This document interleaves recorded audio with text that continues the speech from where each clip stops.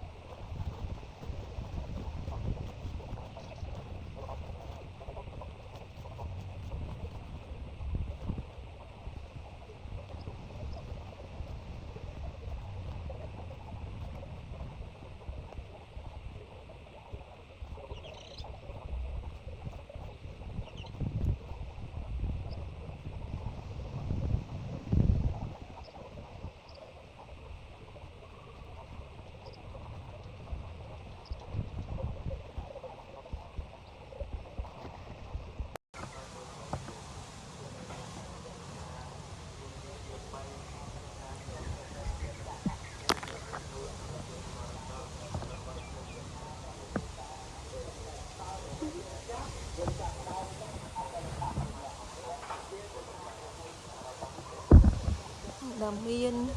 ដាំដូងដាំស្វាយដាំត្របែកនេះដាំត្របែកយើងកាត់មែកវានឹងទៅដោយសារមែកវាខ្ពស់ពេកកាលណាយើងទុកទៅ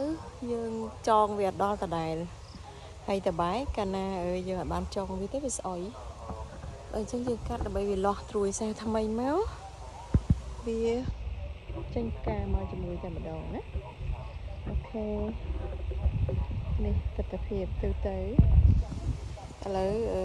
ធ្វើស្មៅលពៅបានខ្លះហើយយើងនៅធ្វើស្មៅក្រូចសើចក្រូចខ្លុងហើយនឹងដូងថែមទៀតអូខេឥឡូវបន្តធ្វើទៀត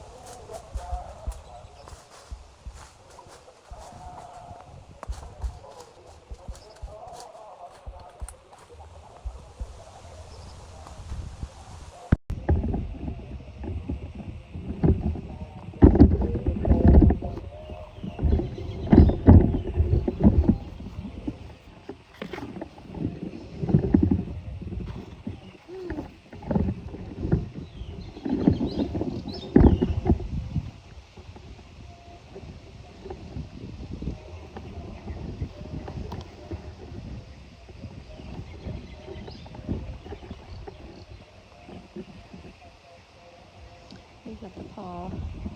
ចម្រុកអប្រៅមិញឃើញថាបានគឺសមដែរស្រ លាស់បានតិចហើយយ៉ាអូខេអរគុណច្រើន